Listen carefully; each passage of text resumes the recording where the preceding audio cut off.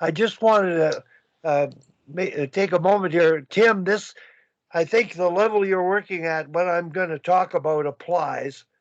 Uh, Habits. And I'm trying to make you the coach, Tim.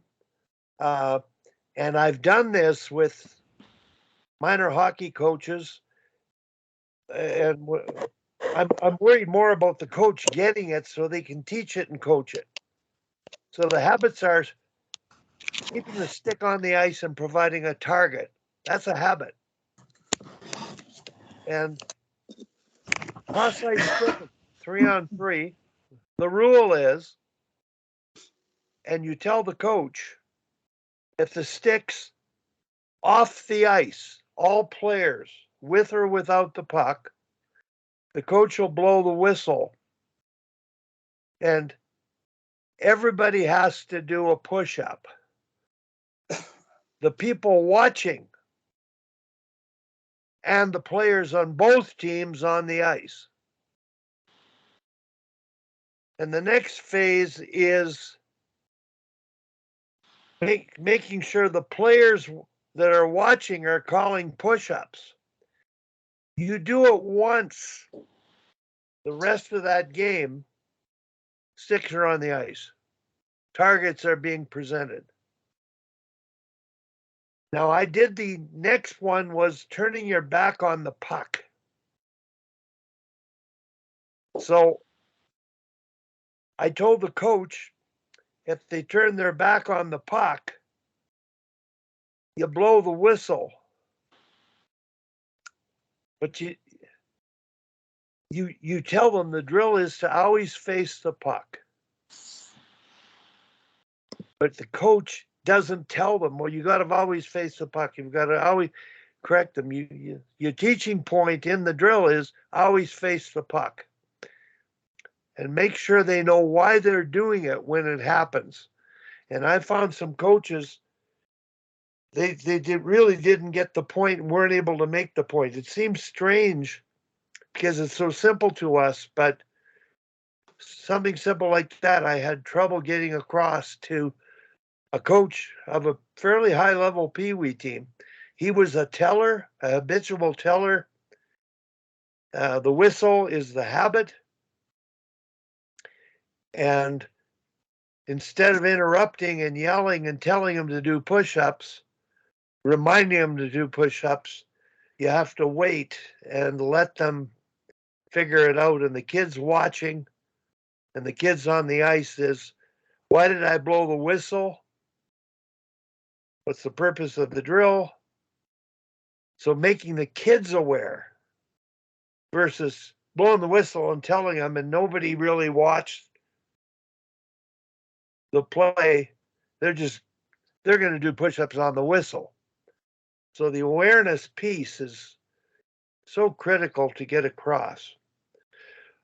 Tom, we talk about constraints, and I think I've talked about this before, but because we're on this roll, three versus three cross ice scrimmage. I think I got it from a Finnish coach. The constraints are, before you can make a pass, you've got to execute a tight turn. Now, why?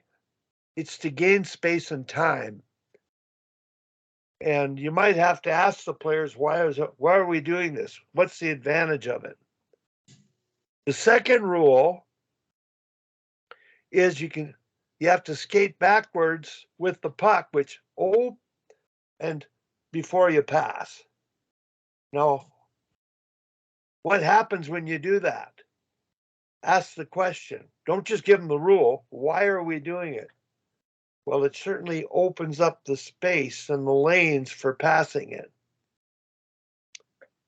Another one was backhand pass only. So people had to support behind the puck. Force those players to know that I've got to get to this area because that's the constraint. The best one of all is you got to pass to the third player only.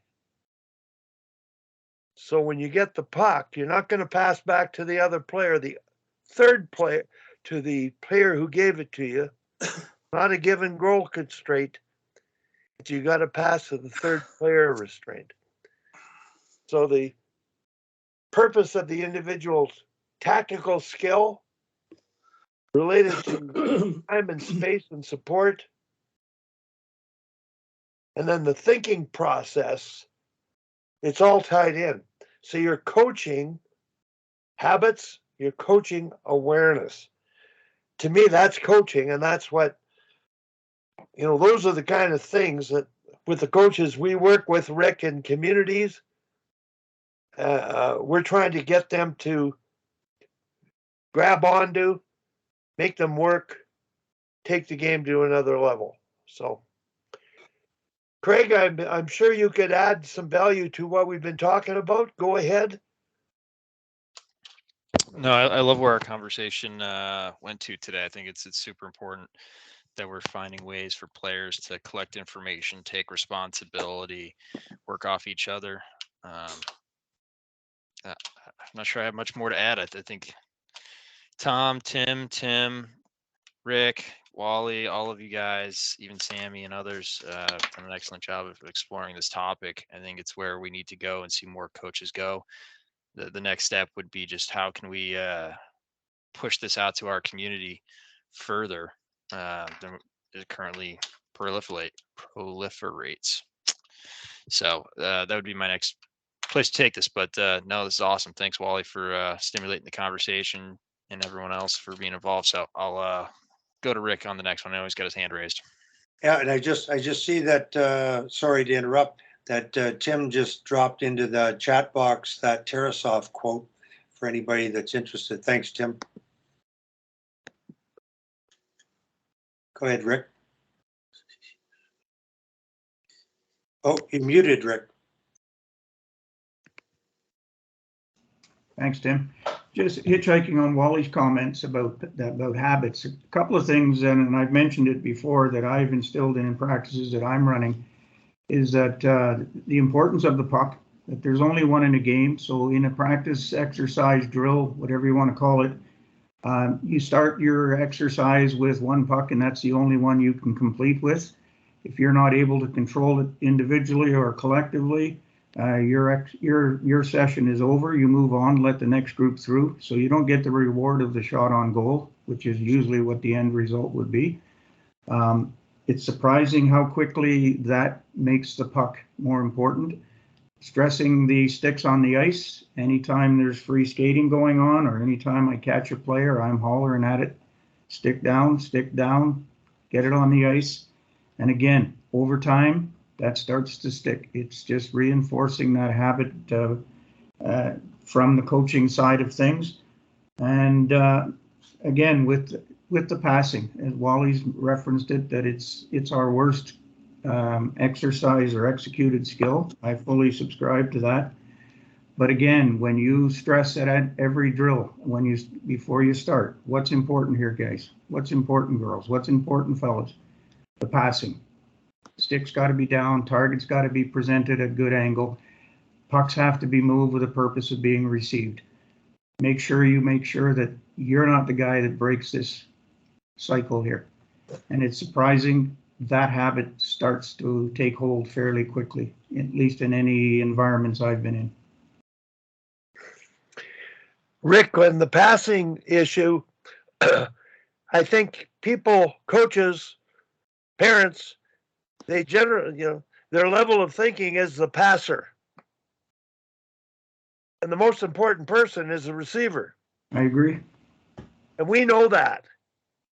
So the concept of teaching support and timing, there are some simple little drills to teach that. The game will teach it with these constraints. And that's my point. The ability to teach as a coach, using constraints and knowing the purpose of what you're doing to be reflected in the game. That's what we want coaches to try to get to. And the games will teach at practice. The small area games with constraints will teach those habits. So I think it's huge. The stick on the ice, and the point I wanted to make, Rick. I don't know how many coaches that all of you have worked with that have demanded 2 hands on the stick always. And maybe you're one of those people, but I'm not. I'm not either. So I think for this segment, for the people listening and those coaches who are 2 hands on the stick only, you can present a really good target with one hand. Make it more obvious. You can angle the blade to be square to the puck coming to you. And I think that's a key rule to getting open with the stick well ahead of the body, softening the reception when it hits the stick with one and catching with two. That's a teaching element, and targeting with one. And I find breakaway skating, that's the first thing that, Tom, I want to work on with the coaches on the weekend of the 16th. It's sort of a development camp, not an evaluation camp. One hand on the stick, push the puck ahead of you, and all the players will go down the ice handling it. They don't know how important that is, because breakaway skating is going to have a payoff. When they go to whole ice hockey and all that much more ice, they've got to be able to do it. So the best players are faster with a puck than without it. So I just wanted to share that on the habits